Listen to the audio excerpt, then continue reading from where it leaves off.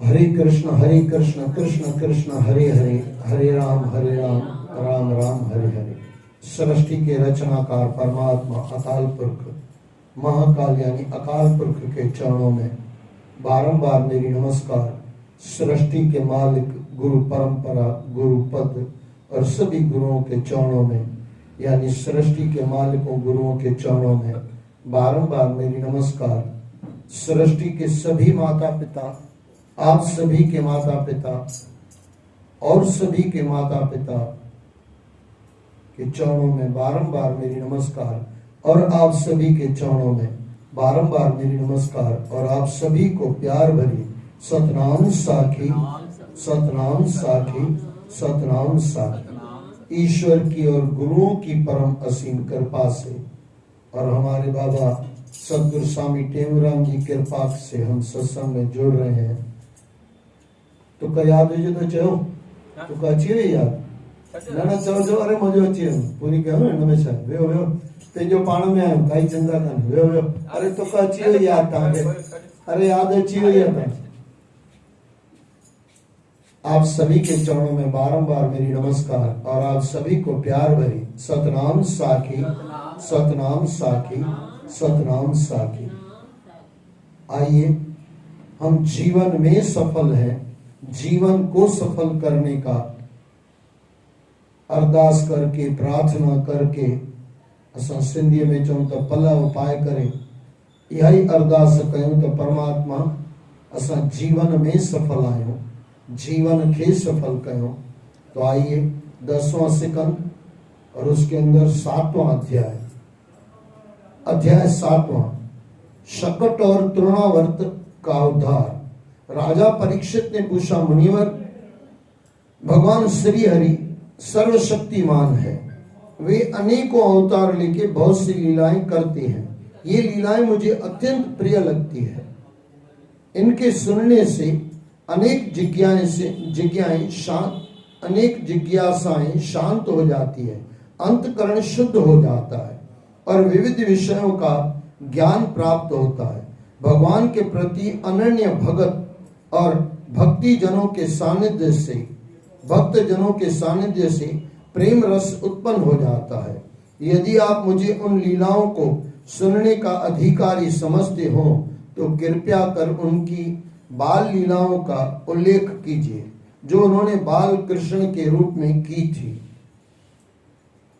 श्री सुखदेव जी ने कहा, परीक्षित, जब भगवान श्री कृष्ण पालने में लेटे रहते थे तब उन्होंने पहली बार जब करवट बदली तो करवट बदलने का अभिषेक उत्सव मनाया गया। घर में गांव की बहुत सी स्त्रियों का जमघट लगा हुआ था। घर में गांव की बहुत सी स्त्रियों का जमघट लगा हुआ था यानी एकत्र हुई थी और मंगल गीत गाए जा रहे थे। उन स्त्रियों के मध्य में खड़ी होकर यशोदा ने अपने पुत्र कृष्ण का अभिषेक किया। ब्राह्मणों ने मंत्र पाठ करके उन्हें आशीर्वाद दिया। थोड़ी देर बाद सलोने श्याम सुंदर को भूख लगी तो वे दूध के लिए घर में जाने से पहले कृष्ण को शकट यानी शकड़ा के नीचे लिटाकर चली गई। कृष्ण दूध के लिए जोर जोर से रोने लगे। उस समय यशोदा घर में आए अतिथियों की सेवा में जा लगी, इसलिए उसे कृष्ण का रोना सुनाई नहीं दिया। उस समय कृष्ण शकड़े के नीचे लेटे हुए रोते रोते अपने हाथ पैर उछालने लगे। उनके हाथ पैर अभी बहुत कोमल थे, परंतु तभी उनका एक पैर शकड़े में जा लगा। इससे वह शकड़ा उलट गया। उस शकड़े में दूध दही की भरी हुई अनेक मटकियां रखी हुई थी। शकड़े के उलट जाने से वे सारे बर्तन टूट फूट गए और दूध दही बहने लगा। शकड़ा भी टूट फूट गया। शकट नामक राक्षस उसमें छिपा बैठा था, गिरने से वह मर गया। उस समय वहां जितनी भी स्त्रियां थी और ग्वाल बाल आदि एकत्र थे, वे सभी उस अद्भुत घटना को देखकर हैरान और व्याकुल हो उठे। सभी सोच रहे थे कि यह शकड़ा कैसे उलट गया। तभी वहां खेलते खेलते ग्वाल बालों ने कहा, इस बालक कृष्ण ने रोते रोते इसमें लात मारी तो यह उलट गया। वहां उपस्थित गोप उस बालक के अनंत बल को जानते नहीं थे, इसलिए उन्होंने उनकी बातों पर विश्वास नहीं किया। यशोदा ने इसे किसी दुष्ट ग्रह का प्रभाव माना तो तत्काल अपने लाल को गोद में उठा लिया और उसे अपना दूध पिलाया तथा ब्राह्मणों से अनित ग्रहों को शांत कराने के लिए जाप करवाया। वह शकड़ा बड़ा भारी था। बहुत से ग्वाल बालों ने मिलकर बड़ी मुश्किल से उसे सीधा किया। उस समय फिर से चीजें लाद दी। ब्राह्मणों ने उस शकड़े और बालकृष्ण की पूजा की। उसके बाद नंद बाबा ने सभी को भोजन और दान दक्षिणा दे के विदा किया। कहते हैं सदाचारी ब्राह्मणों का आशीर्वाद कभी निष्फल नहीं होता। शकट में छिपी दुष्ट आत्मा वहां से चली गई। इस प्रकार बालकृष्ण तरह तरह की बाल लीलाएं करके अपनी माता और गोपियों को अचरज में डाल देते थे। एक दिन यशोदा जब कृष्ण को अपनी गोद में लिए खड़ी अपनी सखियों से बतिया रही थी, यानी बातें कर रही थी, तो कृष्ण ने अपना वजन इतना अधिक बढ़ा लिया कि यशोदा के हाथ दुखने लगे। उन्होंने उसे उतार कर धरती पर बैठा दिया। वे मुस्कुरा पड़े। सभी सखियां कृष्ण को मुस्कुराते देखकर धन्य हो गई। उन्हीं दिनों व्रज में तृणावर्त नामक एक दैत्य रहता था। वह कंस का निजी सेवक था। कंस ने उससे कृष्ण को मारने के लिए भेजा। वह भवंडर के रूप में वहां जा पहुंचा। जहां कृष्ण बैठ खेल रहे थे, वह भवंडर बालक कृष्ण को उड़ाकर आकाश में ले गया। सारा व्रज और गोकुल धूल मिट्टी से ढक गया। उसकी साएं से दिशाएं कांपने लगी, यानी उनकी आवाज से हवा की आवाज से दिशाएं कांपने लगी। यशोदा ने अपने पुत्र को जब वहां नहीं देखा जहां वह उसे बैठाकर गई थी, तो वह चिंतित होकर हाय तौबा मचाने लगी। उस धूल भरी आंधी में अपने पुत्र को न पाकर यशोदा शोक संतप्त होकर रोने लगी। वह बार बार अचेत होकर धरती पर लुढ़क जाती, यानी गिर जाती। गोपियों ने दौड़कर यशोदा को संभाला। उधर आकाश में कृष्ण ने अपना आकार और वजन बढ़ाना प्रारंभ किया तो भवंडर उसे सहन नहीं कर सका। उसका वेग थमने लगा। धीरे धीरे वह शांत हो गया और आकाश साफ दिखाई देने लगा। सभी ने तब आश्चर्य से देखा कि बालकृष्ण ने तृणावत राक्षस का गला पकड़ा हुआ है और वह धरती पर पड़ा हुआ है। उसकी आंखें उलट गई और वह मृत पड़ा हुआ है। गोपियों ने झपट कर कृष्ण को गोद में उठा लिया। उसे लेकर वे यशोदा के पास आई तो उनकी जान में जान आई। जब गोपियों ने सारा वृत्तांत उसे सुनाया तो यशोदा ने सहम कर अपने बालक को अपनी छाती से चिपटा लिया और बोली, पता नहीं कौन है जो मेरे बालक की जान के पीछे पड़ा है। इसने किसी का क्या बिगाड़ा है? कभी पूतना तो कभी यह तृणावत राक्षस, मुझे उसकी नजर उतारनी पड़ेगी। वह ऐसा कहती हुई उसे घर में ले गई। नंद बाबा ने यशोदा की बात सुनी तो उन्हें वासुदेव जी की बातें याद आने लगी। नंद बाबा ने यशोदा की बातें सुनी तो उन्हें वसुदेव जी की बातें याद आने लगी। कंस ही इन छोटे छोटे बालकों के पीछे पड़ा है। ये सभी राक्षस उसके अनुचर हैं। मुझे अपने पुत्र की सुरक्षा का पूरा प्रबंध करना होगा। एक दिन यशोदा जब बालक कृष्ण को दूध पिला चुकी और उसे सुलाने की कोशिश करने लगी, तो बालक कृष्ण को सोने से पूरा उबासी आ गई। जम्बाई लेने के लिए जब कृष्ण ने अपना मुख खोला तो आश्चर्य में भरकर उसके मुख में देखती रह गई। उस मुख में पूरा ब्रह्मांड घूमता हुआ उसे दिखाई दिया। आकाश, अंतरिक्ष, ग्रह मंडल, आकाश गंगा, तारे, चंद्रमा, सूर्य, दिशाएं, अग्नि, वायु, समुद्र, द्वीप, पर्वत, नदियां, वन और समस्त चराचर प्राणी, समस्त संसार, यह दृश्य देखकर यशोदा ने घबराकर अपनी आंखें बंद कर ली। उसने जो विश्व रूप देखा वह आश्चर्यजनक था। बोलो श्री कृष्ण भगवान की जय, बाल कृष्ण लाल की जय। आइए थोड़ा इनका चिंतन करें, कृष्ण की लीलाओं का। शुरुआत कृष्ण भगवान की हुई है पूतना से। सबसे पहले पूतना को मारा। पूतना यानी क्या? पूतना उस दिन यानी परसों, कल नहीं परसों पूतना का राक्षसी, लेकिन दिखने में राक्षसी नहीं है। हाँ, ये समझना। हमारा समझो अंदर, बाहर से तो हम सत्संगी लगते हैं, अंदर से हैं क्या? और किसी को बुरा लगे तो माफ करना। बाहर से अगर सत्संगी दिखते हैं, अंदर से नहीं है, तो हम भी पूतना ही हैं भाई। हमारे गुजराती में कहावत है, जिसको गुजराती जानते होंगे उनको पता होगा, जेटला मोटला चांदला एटला मोटा पाप। किसी को बुरा लगे तो माफ करना है, ऐसा नहीं कि चांदले वाले को कहा जाए राम राम, गलत अर्थ मत लेना, लेकिन ऐसे कहा जाता है, कहावत पड़ गई है। यानी दिखावा जितना है उतनी अंदर भक्ति है क्या?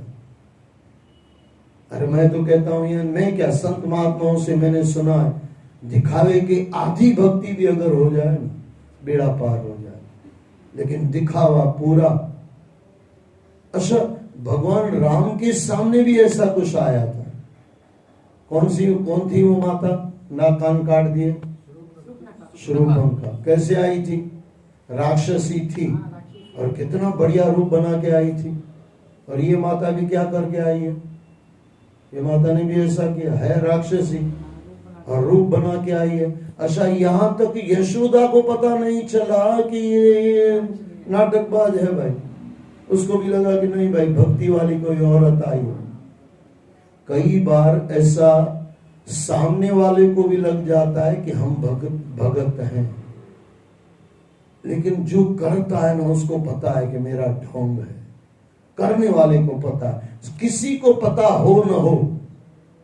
एक तो भगवान से आप कुछ छुपा नहीं सकते हो, और एक खुद से छुपा नहीं सकते हो। पूतना कितना भी रूप बना के आ जाए, उसको अंदर से पता है कि नहीं मैं पूतना हूं, राक्षसी हूं। बस ऐसे ही हर इंसान को पता है मैं अंदर से क्या हूं। बाहर कितने भी चांदले कर लें, कितना भी कुछ कर लें, कितना भी ढोंग कर लें, और याद रखना परमात्मा को दो चीजों से बहुत नफरत है। इतना क्रोध से परमात्मा को नफरत नहीं है। दो चीजें हैं इतनी, बाकी चीजों से परमात्मा को इतना नहीं है। मोह से भी परमात्मा को इतना कोई दुश्मनी नहीं है। एक है अभिमान और एक है कपट। ये परमात्मा को कभी प्यारा नहीं होता। कपट और अभिमान, जहां कपट आया, अच्छा कपट को पट भी कहा जाता है। जैसे बाबाओं जी की मूर्तियां हैं, आप दर्शन कब कर पा रहे हो? जब ये पट नहीं लगा हुआ है। तो पट लग गया तो मूर्तियां है भी, लेकिन हमारे लिए नहीं है, क्योंकि ढक गई, पट आ गया। मूर्तियों के सामने पट आ गया तो मूर्तियों का दर्शन गायब हो गया। जीवन में अगर कपट आ गया ना, तो परमात्मा भी गायब हो गया। बस ये इतना है भाई। ये पूतना है क्या? वैसे तो राक्षसी बराबर है, लेकिन अविद्या, बाहर से विद्या, बाहर से लगती है क्या संस्कारी लगती है। यहां तक कि यशोदा कृष्ण भगवान की माता को भी लगा कि भक्त्यानी है। तो बाद में पता चला, जब मरी तब पता चला। एक भगवान कृष्ण के सामने जितने भी राक्षस आए ना, यहाँ राक्षसियां आए ना, उनके अर्थ भी देखने जैसे हैं। आज हमने उस दिन जो देखा था उसको मैंने पूरा किया कि उस दिन पूतना का उद्धार किया, यानी अविद्या का नाश किया। अविद्या यानी दिखावा, विद्या यानी होना, अविद्या यानी दिखाना। आजकल दिखावा बहुत है, अंदर कुछ हो न हो। अगर मेरी भाषा में कहो तो आज के लोग डॉक्टर का लेके पहन के निकल पड़े हैं, दिखने में डॉक्टर, व्हाइट कपड़े पहन लिए, नीम हकीम खतरे जान, पता नहीं कितनों को मारेंगे। अच्छा, लेकिन कमा लेंगे से। बीच में पेपर में भी आया था कि ऐसे आजकल लोग डॉक्टर घूम रहे हैं हमारे बीच में। मैं कहीं एरिया का नाम नहीं ले सकता हूं। कितने सारे सूरत में भी पकड़े गए, कितने सारे पकड़े गए डॉक्टर, पकड़े गए डुप्लीकेट सब। ये यानी क्या है? कपट है भाई। कपट से एक चीज है, आप पैसा कमा सकते हो, कपट से संसार को पा सकते हो, लेकिन परम पिता को नहीं पा सकते हो। परम पिता को नहीं पा सकते हो। विद्या दिखने में ऐसी लगेगी कि भाई ये विद्या है नहीं, अविद्या है। और सबसे पहले भगवान कृष्ण ने शुरुआत कहां से की? अविद्या को नाश किया, यानी कपट नाश किया, यानी कपट दूर किया। कपट दूर हो गया तो परमात्मा और भक्त में कहीं दूरी नहीं है। अभिमान निकल जाए, कपट निकल जाए, पट हट जाए, साइयों का सीधा दर्शन कर लो और जीवन में से कपट निकल जाए तो सीधा परमात्मा की प्राप्ति हो जाए। तो आज जो हमने देखा शकट, इस शकट क्या है? जो रसहीन है, जिसमें रस ही नहीं है। अब देख लो आजकल लोग क्या है भाई, कई लोग कहीं बैठे रहते हैं, ऐसा थोबड़ा रखेंगे जैसे पता नहीं कि असा सिंधी में जो कीड़ा जहाज बुढ़ी आती भाई। उस सत्यनारायण की कथा में जहाज डूब गए थे ना, तो आपके और मेरे कौन से जहाज डूब गए हैं भाई? थोबड़ा चढ़ा के। मुझे तो कई बार मजाक में बोलना होता है, भाई पत्नी का गुस्सा यहाँ क्यों निकाल रहे हो? और कई बार वो पति महोदय पत्नी का गुस्सा यहाँ आके निकालेगा। हमारा तो भाई परमात्मा की कृपा है, बस ये सत्संगों में ही हम लोग रहते हैं, गुरुओं की, माता पिता की और असीम कृपा है। सत्संग के सिवाय मेरे जीवन में कुछ होता नहीं है। अकेले में बैठा रहता हूँ तो यहाँ सुनता रहता हूँ, और कहीं सुनाना होता तो सुना लेते हैं, गुरुओं की कृपा है। मैंने देखा है कि कई बार ऐसे लोग चप ये समझो चेहरा ऐसा गंभीर लेके बैठ जाएंगे, अब यहाँ से कुछ निकलना होता तो निकलता ही नहीं। हम लोग उसको बोले कैसे बाबा, तू बाहर बंद चालू क्यों, बोले कैसे भाई? और कई बार तो वही हेड होता है, बुलाने वाले का ही थोबड़ा चढ़ा रहता है। तो हमारे लखनऊ में मुरारी बापू कथा करने गए, तो लखनऊ का पता नहीं एक मस्त है, मुस्कुराइए क्योंकि आप लखनऊ में हैं। मुझे मजा आया, बोला ये मस्त है। आप लखनऊ में हो न हो, कथा में तो हो ना, मुस्कुराइए, आप कथा में हो। अरे मुस्कुराइए, आप मनुष्य हो। गधा कभी मुस्कुराता नहीं है। काफी बरसों पहले, मैंने शायद बीच में कहा था, काफी बरसों पहले सुबह का मेरा कहीं प्रोग्राम था, मैं जा रहा था, थोड़ी लेट भी हो जाती है कभी कभार इधर उधर। आज भी मैं राजस्थान से आया तो समझो 5:05 तो मैं घर पे आया, लेकिन पहले ही मैंने घर से बोल दिया कि भाई चाय बना के रखना, कपड़े तैयार रखना, कपड़े टांग के रखे, और 10 मिनट में तैयार होके मैं निकला। चाय भी वहीं पे समझो तैयार हो गई मेरे लिए। घर वाले ऐसे भी काम आते हैं। बात बरोबर समझना, क्या बोल रहा था मैं, कहाँ बात थी? वहां से आए। हाँ, लेकिन इससे पहले कुछ मैं बोल रहा था।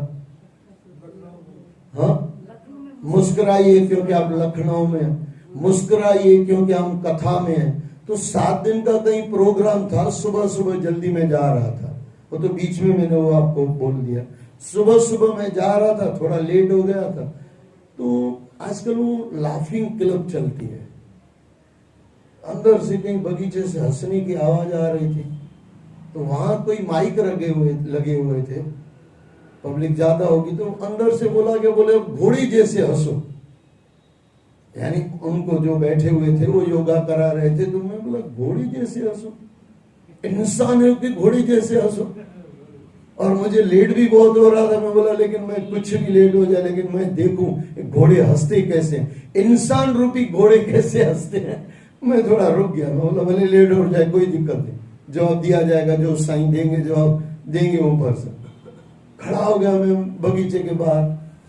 अच्छा वो 3-4 बार बोल रहा है घोड़े जैसे हंसो। अच्छा जैसे घोड़ा हंसता है ही करके मेरे मन में चल रहा था, ये अगर इंसान जैसे हंसे तो लाफिंग क्लब में जाके घोड़े जैसे हंसने की जरूरत थोड़ी है। इंसान बीवी के सामने हंस ले, इंसान पति के सामने हंस ले, इंसान परिवार में हंस ले।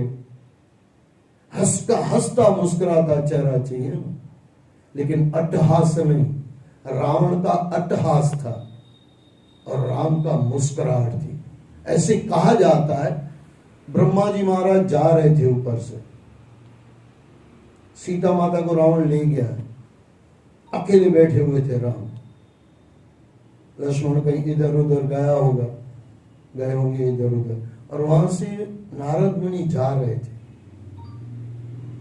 उनको लगा कि भगवान राम तो है नीचे लेकिन उदास लग रहे हैं। उसको लगा भगवान उदास, खुदा उदास। बोले आए नारद मुनि, वहां आए तो ऊपर से जो उन्होंने गलत धारणा बना ली थी कि भगवान उदास हैं। मैंने काफी बार बीच में आपको कहा है, मैं फिर दोहरा दूं, राम का दास कभी नहीं उदास। अगर है उदास तो रावण का दास, सीधी सी बात। तो हनुमान की जो गलत धारणा थी कि भगवान राम कुछ उदास हैं, देखा तो मुस्कुराहट, वही मुस्कुराहट जो अयोध्या में रहती है। और फिर वहां पे शुरुआत भगवान राम ने की। बोले भगवान राम ने कहा प्रभु बोले मुस्काई। वहां तुलसीदास बाबा ने लिखा मुस्काई। अब सज्जनों की बराबर चेहरा देखना, ज्यादा ही भी नहीं करेंगे, घोड़े जैसे भी नहीं हंसेंगे। घोड़े जैसे तो हंसेंगे ही नहीं, सज्जन आदमी क्यों हंसेगा भाई? वो तो जो बीवी से नहीं हंसेगा, पति से नहीं हंसेगा, वो घोड़े जैसा हंसेगा। अच्छा पैसा दे के हंसेगा। लाफिंग क्लब में क्या होता है, वहां पे जो हंसाया जाता है, अच्छा शेर जैसे दाढ़ो, ये क्या है भाई? इंसान जैसे चलो, न कभी शेर जैसी दाढ़ करनी पड़ेगी, न कभी गधों जैसा या घोड़ों जैसा हंसना पड़ेगा। इंसान की औलाद है, इंसान बनेगा। इतना समझ में आ जाए ना तो आनंद आ जाए। फिर वहां पे बातचीत चली है भगवान राम और नारद मुनि के बीच में। लेकिन वो मैं कह रहा था, अब वो क्या था, इससे थोड़ा पहले वो नारद मुनि को लड़की नहीं मिली थी। आपको कहानी अगर पता हो तो, जिनको पता, उस कहानी में मैं नहीं जा पा रहा हूं, लड़की नहीं मिली थी तो वो उदास था। तो जो जैसा अंदर से होता है ना, उसको वैसा ही लगता है। जैसी अंदर की दृष्टि वैसी बाहर सृष्टि दिखती है। वो दुखी था तो उसको लगा भगवान राम भी दुखी है। बोले भगवान राम की भी रावण ये सीता ले गया तो भगवान राम भी दुखी है? नहीं है भाई साहब। तो प्रभु बोले मुस्काई, मुस्कुराहट। मैं आपको कहूं, अपने चेहरे पे हमेशा मुस्कुराहट रखो। और मुस्कुराता हुआ चेहरा है ना, लक्ष्मी हंस के आती है। रोते हंसे सिंधी में जाना है, रोतोड़ू जो संभाले हुए तो रोतोड़ू यानी रोने वाला। अब देखना किसी को, कितने आदमी दुनिया में ऐसे हैं, कुछ भी मिल जाए। कोई पुराना गाना भी है ना, पता नहीं क्यों गाया गया, शायद ऐसे लोगों के लिए गाया होगा, मैं जिंदगी में हरदम रोता ही रहा हूं। अरे भाई क्यों रोता रहा है? मनुष्य जन्मों के रोता रहा। मुझे कई बार गजब लगता है, इतनी चींटी नहीं रोती है। तो आपको और मुझे नहीं लगना चाहिए चींटी को हमसे ज्यादा अक्ल है। चींटी को भी रोती देखा आपने? हमेशा मस्त चलती है। क्या चलती है? जैसे उसके माँ बाप की शादी हो। माँ बाप की तो शादी नहीं होगी, लेकिन कुछ मैं मजाक में कह रहा हूं, जैसे भाई बहन की शादी हो, नाचती हुई चींटी जाती है। अब कभी भी उदास चींटी को नहीं देखोगे, मुझे दिखा देना। आपका पैर आ गया, वो बेचारी मरने जैसी हो गई, वो बात अलग है। लेकिन बाकी चींटी को देखो, मैंने चींटियों के दर्शन बहुत किए हैं। क्या चींटी लगती है भाई, इतना मुस्कुराते मुस्कुराते जाएगी, नाचते जाचते मुंडी बुंडी हिलाते। अच्छा अकेली भी नहीं जाएगी, सबको हंसा के जा लेके जाएगी। आप कभी भी देखना, अकेली कभी भी नहीं जाएगी। असा के खाना जो अकेला खाई ना से, इंसान को खाना होगा तो अकेला खा के आएगा। अरे माता जी क्या ये हमारी चींटियां हैं, अच्छा, वो भी सामने कोई आएगी तो उसको भी गले मिलेगी, ये भी गजब है। आप चींटी देखना, सामने कोई आ रही है, दूर दूर है, दोनों आएगी, एक दूसरे से गले मिलेगी, बातचीत करेगी। इंदर भाई साहब ने चक्कर रखी का है, हमारे गुरु ग्रंथ साहब नीचे रखते हैं, मिस्री रखते हैं। वो पूछे कि कहाँ रखिए, बोले नीचे रखिए। फिर कल परसों इतनी चींटियां आके मजे से खा लेती है। बोला चलो भंडारा हो गया गुरुओं का। गुरु नानक वहां भी भंडारा चलाते थे और आज भी उनका भंडारे चलते हैं, और वो चींटियों का भी भंडारा गुरु नानक ने कर लिया। फिर थोड़ा संभालना पड़ता है कि गुरु के ऊपर चींटियां नहीं आ जाए। लेकिन क्या मजे हैं भाई, इतनी चींटी औकात, जिसकी समझो हमारे सामने कोई औकात नहीं है, फिर भी वो आनंद से रहती है। इंसान पता नहीं कब आनंद में आएगा। एक ही चीज है, कपट आ गया है, कपट आ गया है, अभिमान आ गया है, इसकी वजह से परमात्मा दूर हो गया। तो शकट यानी रसहीन, रसहीन इंसान को भी कभी परमात्मा नहीं मिलता। अच्छा, आपने सुना होगा रसो वही सब, जिसको रस होगा ना वो जीवन के रस में आगे बढ़ के परमात्मा को पा सकता। इसके लिए रसो वही स, रस को, परमात्मा के रस को पाना है तो थोड़ा रस में रहिए, यानी मुस्कुरा के रहिए। अच्छा, जितनी भी संसार में अज्ञत्य की, यानी जिसके बिगर आपको नहीं चलता, एक तो शक्कर होता, एक नमक होता, उसमें गीलापन रहता है। अब कभी भी देखना, नमक को देखना, गीलापन है अंदर। अब मुट्ठी में कभी बंद करके रखना, थोड़ी देर के बाद गीला हो जाएगा। अच्छा, शक्कर में भी ऐसा, आप अंदर ले लो हाथ में, थोड़ी देर रखो, गुड़ ले लो। अच्छा, गुड़ बिगर कोई भी चीज समझो, मिठाइयाँ, शक्कर बिगर, इसके बिगर कोई मिठाई बनती है क्या? बनती है, लेकिन वो डायबिटीज वाले खाते हैं, मजा ही नहीं आएगा खाने में। लेकिन रसगुल्ला जो है ही मीठा। मेरी कहने का मतलब समझना, जितनी भी शरीर के आपको जबान को अच्छी लगती है ना चीजें, उसमें रस है। नमक में भी देखो रस है, रसो वही सा, जिसमें रस है ना वो परमात्मा तरफ जल्दी चल सकता है। और आगे यहाँ पे दूसरा आया तुरणावर्ती। तुरणावर्त क्या है? तुरणावर्त है भोगों की आंधी, भोगी भोगने और कुछ नहीं करना, ये भी चाहिए वो भी चाहिए। हमारे गुरु ग्रंथ साहब में आया, 5वें पातशाही गुरु अर्जन देव बाबे जी वाणी, माया मनो न विसरे मांगे दम्मा दम। व्हाट इज दम्मा दम भाई? बस आने दो, तुम करो ही मत, बंद करो ही मत। माया मनो न विसरे मांगे दम्मा दम, सो प्रवचित ना आवई नानक नहीं करो। कर्म नहीं है हमारा परमात्मा तरफ, दिखावा बहुत है। जो शुरुआत मैंने आपसे की, दिखावा बहुत है, कर्म है ही नहीं। इसके लिए परमात्मा और हमारे अंदर बहुत दूरी हो गई, आपे नेड़े आपे दूर। तो यहाँ पे 7वां अध्याय पूरा हुआ। आइए 8वें में हम प्रवेश करें। अध्याय 8वां, श्री कृष्ण के अन्य संस्कार और बाल लीला में। श्री सुखदेव जी ने कहा, परीक्षित, यदुवंशियों के कुल पुरोहित श्री गर्गाचार्य जी थे। वे बड़े तपस्वी थे। वसुदेव जी की प्रेरणा से वे एक दिन नंद बाबा के गोकुल में आए। गर्गाचार्य को देखकर नंद बाबा बहुत प्रसन्न हुए। उन्होंने पूर्ण भक्ति भाव से आचार्य गर्ग का आदर सत्कार किया और उसकी चरण वंदना करके उनसे अपने दोनों बालकों का नामकरण संस्कार कराने की प्रार्थना की। आचार्य गर्ग ने कहा, नंद जी, मैं समस्त यदुवंशियों का आचार्य हूँ। यदि मैं इनका नामकरण संस्कार कराऊंगा तो कंस तत्काल समझ जाएगा कि यह देवकी का 8वां पुत्र है। वसुदेव जी के साथ तुम्हारी गहरी मित्रता है। वह दुष्ट यह संदेह करने में विलंब नहीं लगाएगा कि तुमने उनके पुत्र को अपने यहाँ आश्रय दिया हुआ है। जब से देवकी के 8वें गर्भ की कन्या से उसने यह सुना है कि उसे मारने वाला कहीं उत्पन्न हो चुका है, तब उसे यह शक है कि देवकी के 8वें गर्भ से कन्या नहीं कोई पुत्र हुआ होगा। उसे वसुदेव ने चुपचाप कहीं पहुंचा दिया होगा। वह कहीं तुम्हारे पास तो नहीं भेज दिया गया।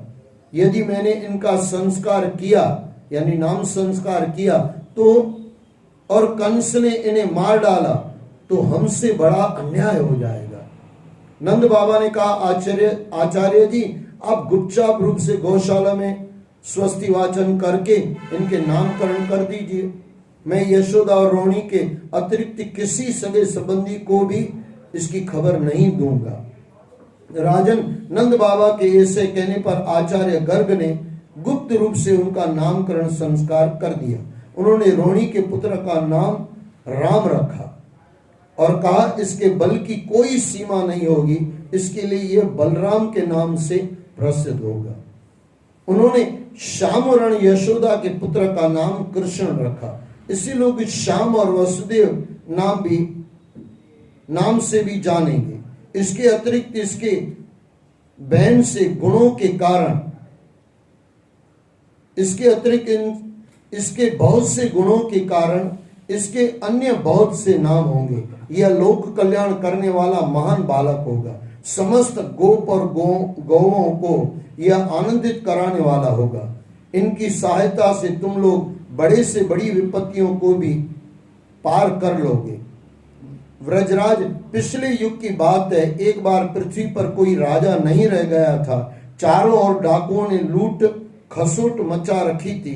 तब पूर्व जन्म में इसी पुत्र की सहायता से उन लुटेरों पर विजय प्राप्त की जा सकी थी। जो भी इस शिशु से प्यार करेगा वह बहुत भाग्यशाली होगा। जैसे भगवान विष्णु की शरण में आए व्यक्ति को कोई पराजित नहीं कर सकता, उसी प्रकार कृष्ण से प्रेम करने वाला कभी शत्रु से पराजित नहीं हो सकता।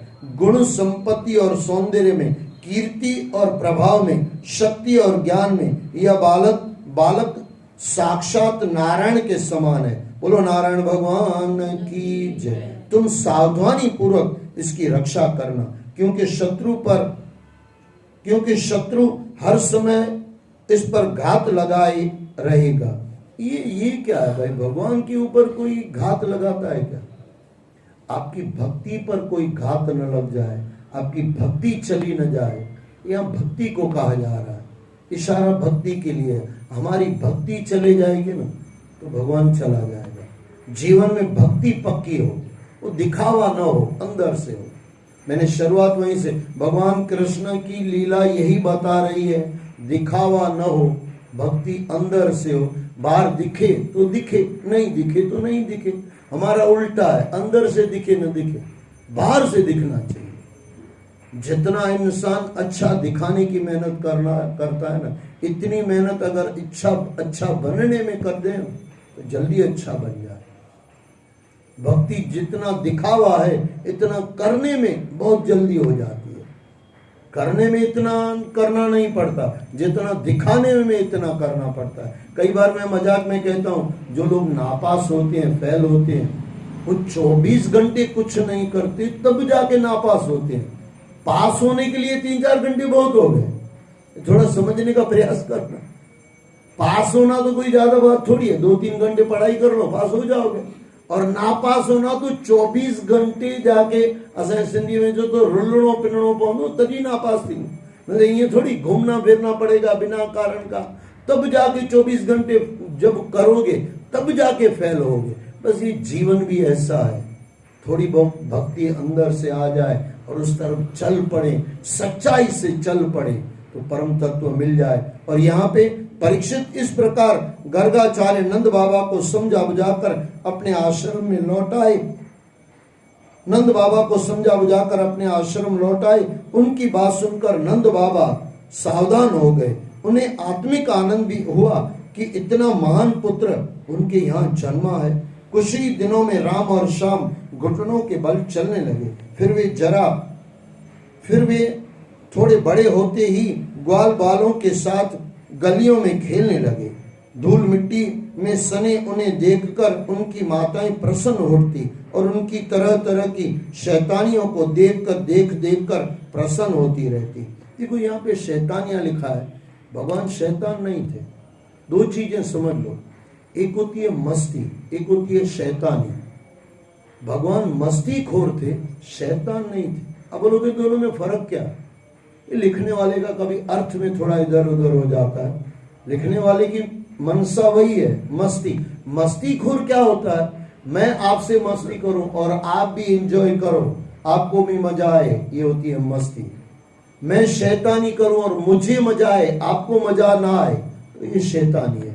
कृष्ण की हर एक, भगवान कृष्ण की हर एक लीला देख लो, सामने वाले भी एंजॉय करते थे। मटकी फोड़ दी जाती, फिर भी गोपियां मजे में रहती थी। ये क्या है, इधर भी मस्ती उधर भी मस्ती। कई लोग देखना आपस में कभी छेड़छाड़ करते हैं तो क्या करते हैं, सामने वाले की इतनी मजाक उड़ा लेते हैं, उनको बुरा लगता रहता है और हमको मजा आता है। ये शैतानी है। और मस्ती क्या, फिर मैं दोहरा दूं, मस्ती यानी करने वाला और जिसके साथ कर रहे हो दोनों को आनंद आए, दोनों को मजा आए, ये है मस्ती। और करने वाले को खाली मजा आए तो ये शैतानी है। शैतान क्या होता है, मैं सुखी रहूं, सामने वाला कितना भी दुखी हो। और भगवान की मस्ती में क्या है, हम भी, भगवान भी मजा ले, आनंद ले और भक्ति भी मजा ले। तो मस्ती और कई बच्चे, कई माताएं कहती है हमारा ये है ना कृष्ण है, नहीं है तो शैतान है। भगवान कृष्ण के साथ अपने बच्चों को मत मिलाओ। कहाँ भगवान कृष्ण, अच्छा कई बार वो मुझे ये कहाँ यहाँ से कहना चाहिए कि नहीं पता नहीं, कई बार थोड़ा बहुत मुंह से निकल जाता है। और लड़के समझो गलत तरह चले जाते हैं ना, लड़कियों की तरह, बोले हमारा कृष्ण है। अरे कहाँ कृष्ण, कहाँ कृष्ण भगवान, कहाँ तेरा शैतान, कभी मत बोलो भाई। हाँ, बाल स्वरूप में है, जब उसको समझ जब तक नहीं आई है तब तक हर बच्चे के अंदर भगवान है। वैसे तो हर इंसान के अंदर भगवान है, लेकिन शैतान इतना भार भरा हुआ है, कहां से भगवान देखे भाई, कहां से देखे। और वो जो बच्चा है निर्दोष, न जिसको आपके साथ कोई लेना देना नहीं है, हर बच्चे के अंदर प्रेम से देख लो, आपको भगवान कृष्ण दिखेगा। दुश्मन का बच्चा होगा तो भी बच्चे में भगवान दिखेगा, लेकिन ये बच्चा बड़ा हो जाए फिर कभी मत कहो ये हमारा कृष्ण है। और गलत जगह मत लगाओगे, लड़कियों के पीछे दौड़ रहा है और बोल रहे हो हमारा कृष्ण भगवान है। गलत मत करो भाई साहब, ये थोड़ी गलतियां आजकल समाज में बहुत चलती है। मैं फिर दोहरा दूं, जिसके साथ मस्ती कर रहे हो वो भी आनंद ले रहा है, वो चलेगा। और आप मस्ती कर रहे हो, सामने वाला दुखी हो रहा है, ये शैतानी है, मस्ती नहीं है। तो यहाँ लिखने वाले को थोड़ा मैं हाथ जोड़ के प्रार्थना करूंगा कि शैतानी नहीं, मस्तियां। कृष्ण मस्ती खोर है। मस्ती में इसे थोड़ा बदल ही देते हैं ना, तरह तरह की मस्तियों को देखकर, और भगवान भी, ये भगत भी मस्त होते हैं बराबर। मुझे मेरी मस्ती कहाँ लेके आई, ये भी मस्ती है। वहां ऐसा थोड़ी कहा गया मुझे मेरी शैतानी कहाँ लेके आई, वो तो शैतान तरफ ले जाएगी। मुझे मेरी मस्ती कहाँ लेके आई। इस तरह तरह की मस्तियों को देख देख कर प्रसन्न होती रहती। थोड़ा बड़ा होते ही वे गोपियों से छेड़छाड़ करने लगे। उनकी दही और दूध के मटके छीन लेते, उन्हें खाली करके तोड़ देते। घरों में शीकों के ऊपर रखे मक्खन को चोरी करके खा जाते। गायों के बछड़ों की पूंछ पकड़कर उन्हें ऐंठ देते, और जब वे भागते तो उनके पीछे पीछे दौड़ते। गोपियां उनकी, यहाँ पे फिर शैतानियां हैं, लेकिन मस्तियां ले लो, उनकी मस्तियां देख देख कर हंसती। अब हंसती ना यानी मजा लेती ना, आनंद लेती ना। अच्छा, आप किसी के साथ शैतानी करते हो, वो मारने के लिए दौड़ता है कि नहीं? लेकिन यहाँ गोपियां मारने के लिए थोड़ी दौड़ती है, वो तो मारती भी है, लेकिन वो कुछ मार अलग है। प्यार की मार अलग होती है, प्यार की गाली अलग होती है, प्यार की ना अलग होती है। प्यार में ना हाँ हो जाती है, और प्यार में गुस्सा प्रेम हो जाता है। कुछ प्रेम के नियम है भाई। प्रेम में, वैसे तो प्रेम में कुछ नियम नहीं होते हैं, लेकिन प्रेम के नियम थोड़े निराले ही होते हैं, जो समझ में ना आए आम लोगों के, वो नियम होते हैं।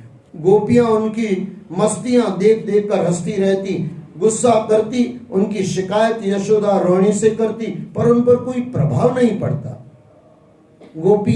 गोपिकाएं भी उनकी रूप माधुरी को देखकर प्रसन्न होती। उनकी इच्छा यह कभी नहीं होती थी कि उनकी माता उन्हें कोई दंड दे। देखो आ गई बात, भले कंप्लेन लेके आती कि तेरा यशोदा तेरा लाला ये, लेकिन मन में इच्छा कभी ऐसी नहीं थी कि यशोदा उसको मारे। शायद कभी यशोदा झापड़ मार भी दे ना, तो झापड़ गोपियां को लगती थी, हमको लगी, कृष्ण को तो बाद में लगती, रोने तो पहले गोपियां हो जाती। ये प्रेम, हाँ दर्शन के लिए आती। बार बार ये सब नाटक है। और ऐसे कहा जाता है कि ये ऋषि मुनियां हैं, वो गोपियां बन के आई है। आगे उनकी भी कथा थोड़ी विस्तार में आएगी। उनकी बाल लीलाएं पूरे गोकुल में रहने वालों के लिए आनंद का विषय बनी हुई थी। गोपिकाएं उनकी लीलाओं को देखने के लिए अपना काम धंधा तक छोड़ बैठती थी।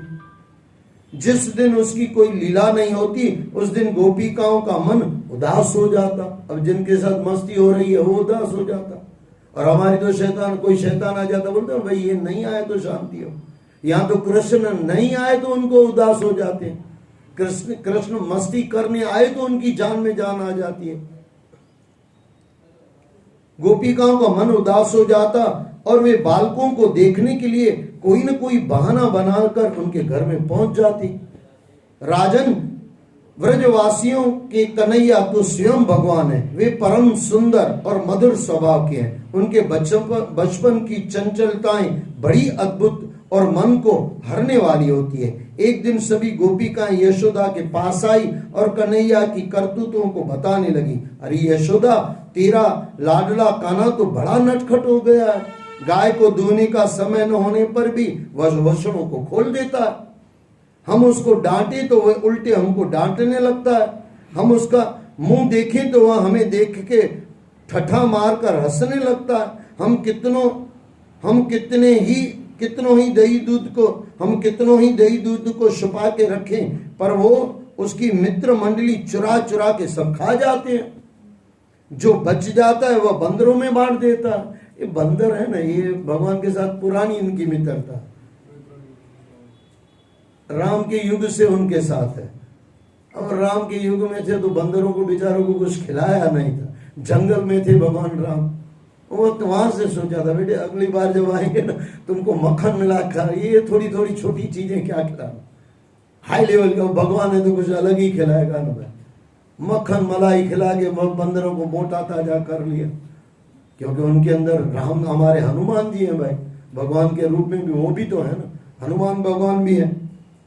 मंडली चुरा चुरा कर सब खा जाते हैं। जो बच जाता है वह बंदरों में बांट देता है। इतना ही नहीं, वह हमारी मटकियों को भी फोड़ देता है। शीकों पर रखे दूध दही को भी नहीं छोड़ता। कभी उखल पर तो कभी ग्वालों के कंधों पर चढ़कर वहां तक पहुंच जाता है। कभी अगर पकड़ा जाए तो हमें ही चोर बना देता है।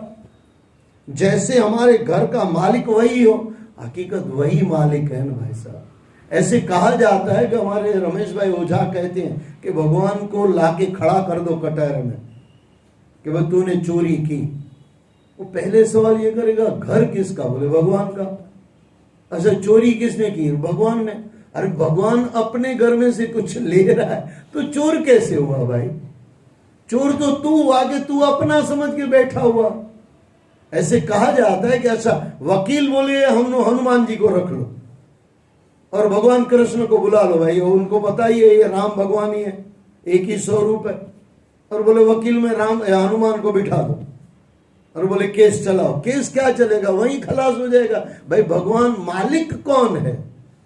सृष्टि का मालिक भगवान, इस शरीर का मालिक भगवान। जिस घर में से चोरी की वो भगवान का, सब भगवान का। भगवान ने भगवान की चीजें उठाई तो चोरी कहां से आई भाई? और कहां लिखा है तो ग्रंथ पढ़ लो।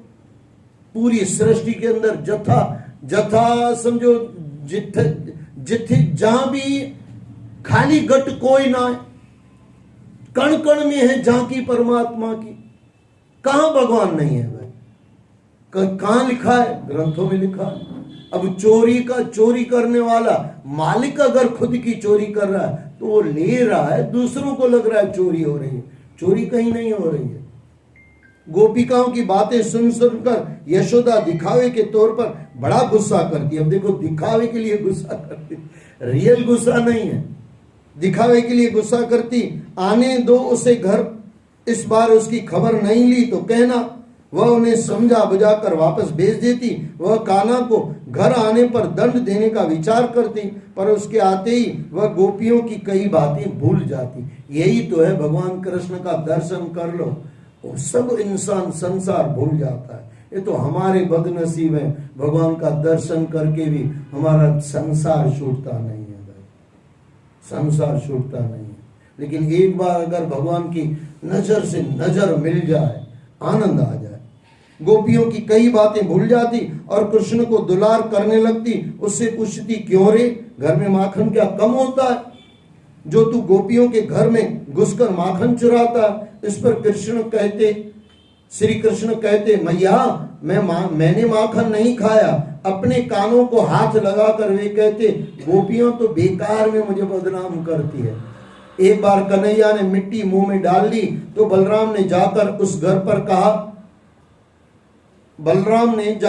पर कहा, माँ, कान्हा ने मिट्टी खाई है। यशोदा ने कान्हा को पकड़ लिया और उसका मुख खुलवा कर देखा तो उसकी सच क्या है। इस पर श्री कृष्ण ने मैया यशोदा से कहा, माँ, मैंने मिट्टी नहीं खाई, दाऊ झूठ कह रहे हैं। अगर तुम्हें विश्वास न हो तो मेरा मुंह उठा के देख लो। यशोदा ने कहा, अच्छी बात है, तू जरा अपना मुख तो खोल कर दिखा। माता के कहने पर कृष्ण अपना मुख खोलकर दिखाते हैं। अब देखो, यहाँ पे कई लोग कहते हैं कि भगवान ने अपना रूप दिखाया। सच में सुनो, भगवान ने नहीं दिखा। इंद्रियां को लगा के भगवान को क्यों डांट रहे भाई साहब? इंद्रियों ने दिखा दिया, जीव ने अपने मुख में दिखा दिया, ये है, सृष्टि का मालिक है। भगवान दिखाना चाहे न चाहे इंद्रियों ने दिखा दिया। कई बार संत महात्मा भगवान को पा लेते हैं ना, फिर उसकी मस्ती, उसकी शटा। हमारे बाबा बलराम ब्रह्मानंद साईं को देखो, उनकी अदाएं बता देगी बाबा ने पा लिया है। वो बाबा कभी नहीं बोलेंगे कि मैंने भगवान को पाया है, लेकिन उनकी अदाएं देखो। जितने भी संतों ने पाया है, उनकी इंद्रियां, उनकी चल मस्ती, मुझे मेरी मस्ती कहां लेके आई, वो मस्ती दिखेगी और आपको लगेगा बाबा ने कुछ पा लिया। यहाँ पे इंद्रियों ने बता दिया कि ये है भाई, मालिक है। हाँ, कहने में ऐसे आता है कि कृष्ण ने अपना रूप दिखाया, लेकिन इंद्रियों ने दिखा दिया कि अंदर ये है। मिट्टी के अंदर परमात्मा बसा हुआ है, झांकी वो कण कण में है परमात्मा, उठा के नजर देख लो। यशोदा ने कहा, अच्छी बात है, तू जरा अपना मुख तो खोलकर दिखा। माता के कहने पर कृष्ण अपना मुख खोलकर दिखाते हैं। उसमें ब्रह्मांड को देखकर यशोदा सहम जाती है कि यह कौन है। वह मन ही मन उन्हें नमस्कार करती है और सोचती है कि यह कोई स्वप्न है या भगवान की माया, कि कहीं देखने में मुझसे कोई भ्रम तो नहीं हो गया। ऐसा लगता है कि मेरे इस बालक में कोई जन्मजात योग सिद्धि है, यानी ये योग सिद्धि योगी लेकर बन के आया है। सब बातों को बुलाकर वह शाम को अपनी गोद में उठा लेती है और प्यार करती है। उसे लगता है कि यह सब लोगों की बनाई हुई बातें हैं। वह हंसकर हर बात को टाल जाती है। परीक्षित, सारे वेद, उपनिषद, सांख्य, योग और भक्तजन जिनकी लीलाओं को गाते हुए जरा भी नहीं थकते, उन्हीं भगवान को यशोदा जी अपना प्रिय पुत्र मानकर अपनी गोद में हिलाते डुलाते रहती है। राजा परीक्षित ने पूछा, मुनिवर, नंद बाबा ने और यशोदा ने ऐसा कौन सा बड़ा मंगलमय साधन किया था जो श्री कृष्ण ने उनका सहारा लिया? क्या किया था उन्होंने? यशोदा के स्तनों से दुग्ध पान करके श्री कृष्ण ने तो एक प्रकार से उन्हें मोक्ष पद ही दे दिया था। भगवान श्री कृष्ण की अद्भुत बाल लीलाएं जो वे अपने ऐश्वर्य और माता आदि को छिपाकर ग्वाल बालों में करते हैं, वे इतने पवित्र हैं कि उनका श्रवण करने वाले लोगों के सारे पापों का नाश हो जाता है। त्रिकालदर्शी ज्ञानी पुरुष सदैव उनकी स्तुति गान करते रहते हैं। वे ही लीलाएं उनके असली माता पिता को देखने को क्यों नहीं मिली? वसुदेव और देवकी को क्यों नहीं मिली? यशोदा और नंद बाबा को क्यों मिली? यहाँ पे एक सवाल आ रहा है। परंतु नंद और यशोदा उनका सुख प्राप्त करते हैं। अभी यहाँ पे यह सुनना, श्री सुखदेव जी ने कहा, परीक्षित, पूर्व जन्म में नंद बाबा एक श्रेष्ठ वसु थे। उनका नाम द्रोण था और पत्नी का नाम धरा था। एक बार ब्रह्मा जी ने उन्हें पृथ्वी पर जन्म लेने के लिए कहा। तब उनके आदेशों का पालन करने की इच्छा से उन्होंने कहा, भगवान, जब हम पृथ्वी पर जन्म लें तब जगदीश्वर भगवान श्री कृष्ण में हमारी प्रेममयी अनन्य भक्ति हो। इस भक्ति से संसारी लोग अनायासी विपत्तियों से पार जाते हैं। ब्रह्मा जी ने कहा, पार पा जाते हैं। ब्रह्मा जी ने कहा, ऐसा ही होगा। उनके आशीर्वाद से द्रोण और धरा इस जन्म में नंद यशोदा के रूप में जन्मे। ब्रह्मा जी ने कहा ऐसा ही होगा। उनके आशीर्वाद से द्रोण और धरा इस जन्म में नंद और यशोदा के रूप में जन्मे हैं। राजन, इस जन्म में जन्म और मृत्यु के चक्र से छुड़ाने वाले भगवान श्री हरि ने जब कृष्ण अवतार लिया तो उसके लालन पालन का अधिकार नंद और यशोदा को ही मिला। दोनों का उसके प्रति अनन्य प्रेम था। तो यहाँ पे ये अध्याय पूरा हो रहा है। सतनाम साखी, सतनाम साखी, सतनाम साखी। 8वां अध्याय पूरा हुआ। जय जय श्री राधे, जय जय श्री राधे, जय जय श्री राधे। समय की बला रही है, इसके लिए